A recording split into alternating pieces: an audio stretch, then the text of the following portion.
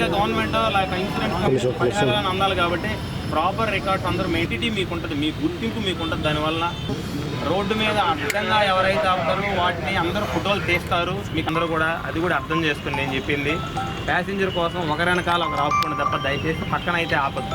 ఓకేనా? Latest amendment మార్చిన దాని ప్రకారం మోటార్ వెహికల్ చట్టం ప్రకారం మైనర్ కనుక ఎవరైనా వెహికల్ కనుక తోలితే 25,000 రూపాయలు దానికి ఫైన్, బండి సీజ్ చేయబడితే అది కూడా కోర్టుకు పెట్టబడింది.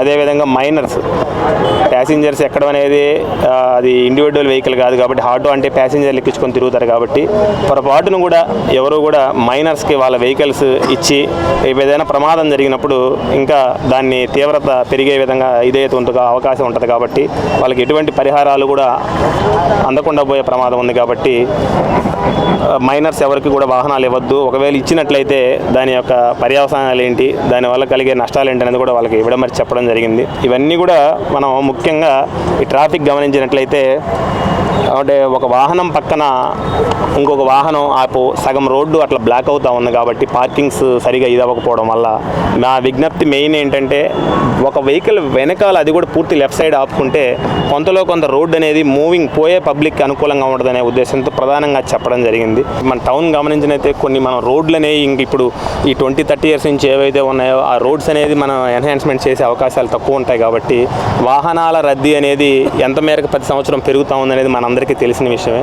సో దాన్ని దృష్టిలో పెట్టుకొని ఆ పరిస్థితికి అనుగుణంగా మనం ఆ ట్రాఫిక్ ఇబ్బంది కలగకుండా ప్రవర్తించుకోవాలి కాబట్టి ప్రజలందరూ కూడా డ్రైవర్లు అయితేనేమి ఓన్ వెహికల్స్ తీసుకొని బయటకు వచ్చే వాళ్ళు అయితేనేమి వాళ్ళు ఏదైనా షాపింగ్ వాటికి ఇటుకు వచ్చినా వీలైనంత వాటికి కొంచెం దూరమైన ఒక 10 మీటర్ల దూరమైన ఎక్కడైతే పార్కింగ్ కన్వీనియంట్గా ఉంటుందో అక్కడ పెట్టుకొని ఆ షాప్కి వెళ్ళి పావు గంట కాదు అప్పుడు అరగంట షాప్లో ఉండొచ్చినా కూడా నష్టం ఉండదు. కానీ ఆ షాప్ ముందే పెట్టాలనే రోడ్డు మీదే పెట్టుకోవాలని పోయి మిగతా ప్రజలకు ఇబ్బంది కలిగించడం కరెక్ట్ కాదు అనేది మీకు ద్వారా తెలియజేస్తాను.